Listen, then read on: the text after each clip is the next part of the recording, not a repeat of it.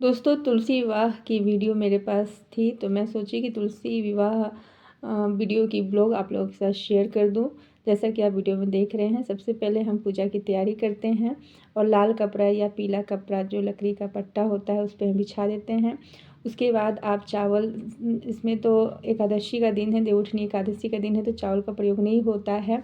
तो उसके जगह पे आप अबीर से, हल्दी से आप स्वास्तिक बना लें या कमल का फूल बना लें और उसके बाद आसन दे के विष्णु भगवान को स्थान ग्रहण कराया जाता है।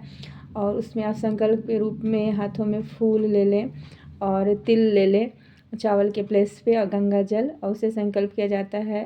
आप अपना नाम लें और जिस जगह पे रहती स्थान का नाम लेना है और आपका जो गोत्र होता है उसका नाम लिया जाता है। उसके बाद भगवान का आह्वान करके वो छोड़ा जाता है, भगवान के चरणों में आप रख दें, ठीक है, या साइड में। इस तरह से पूजा के स्टार्टिंग में ही ये चीज़ें किया जाता है। उसके बाद आप कलश की तैयारी करें, तो कलश में आप गंगा जल मिला हुआ जल लें, मतलब मिश्रित गंगा जल और नॉर्मल जल को मिला के लें और उसमें आप एक कसेली, एक पान पत्ता और 1 रुपया का सिक्का, हल्दी की गांठ और एक फूल और गंगा जल, इन चीज़ों को मिला के और एक आम का पल्लू आप रख दें। और उसके ऊपर में आज एकादशी के दिन चावल का यूज़ नहीं किया जाता है, इसलिए मैं चिवड़ा, जिसे पोहा कहते हैं, या आप तिल का भी यूज कर सकते हैं, तो मैं पोहा को रख दी हूँ। उसके ऊपर में आप नारियल भी कलश के रूप में ले सकते हैं या दीपक भी आप जला सकते हैं। तो मैं नारियल के प्लेस पे जो दिया जो घर में है, घी का दिया, शुद्ध देसी घी का दिया मैं यूज कर रही हूँ।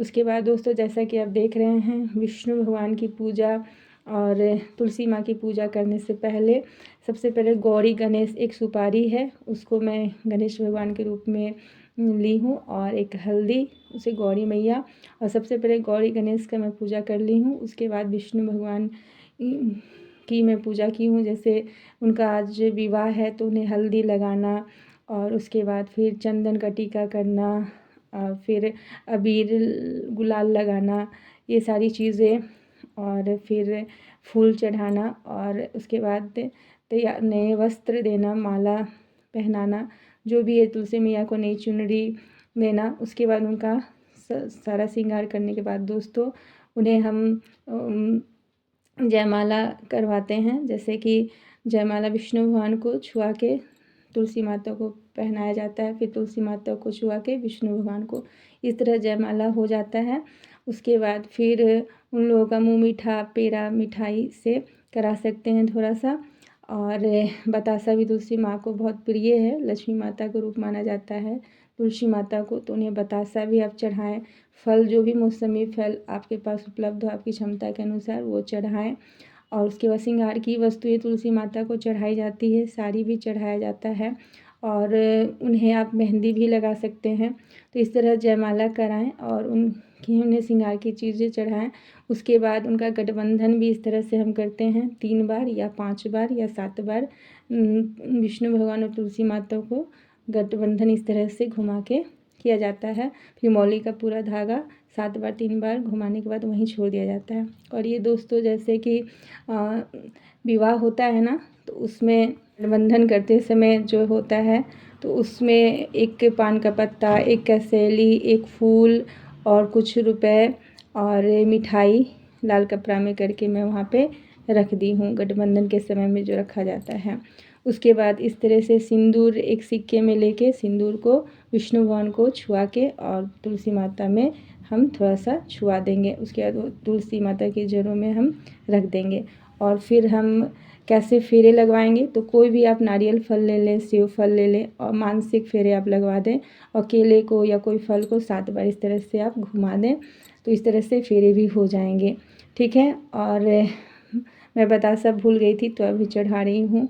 इस तरह से आप पूजा करें। उसके बाद आप आचमन भी करा लें 3 बार, ठीक है। आचमन भी जैसे कि पान के पत्ते में थोड़ा सा जल लिया जाता है या जो आचमन कराने वाला जो होता है उसमें आप लेके 3 बार छोड़ें, ठीक है, घुमा के। और ये दोस्तों मैं क्या निकाल रही हूँ, खोइचा तुलसी माता के लिए। तो चावल का यूज़ नहीं करना है तो आप यहाँ जीरा, तिल या चिवड़ा, पोहा ले सकते हैं। तो मैं पोहा ली हूँ।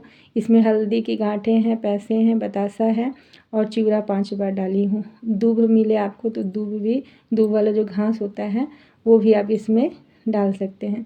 तो इस तरह से 5 चीज़ें आप ले लें, जैसे पैसे, फूल, बतासा, चिवड़ा, हल्दी की गांठ, ठीक है।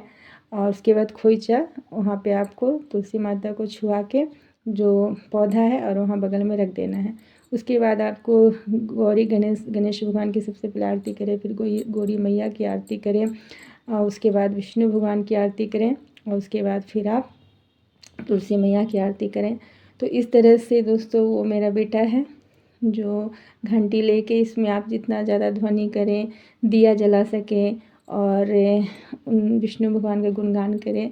और इस तरह से बहुत खुशी के साथ हम इस तरह से तुलसी विवाह को संपन्न करते हैं। ऐसा माना जाता है कि कार्तिक मास में जो तुलसी विवाह कराते हैं तो गृहस्थ जीवन बहुत अच्छा होता है और भगवान का आशीर्वाद हमें प्राप्त होता है। तो विष्णु भगवान की जय, जय तुलसी मैया की। ब्लॉग कैसा लगा ज़रूर बताइए।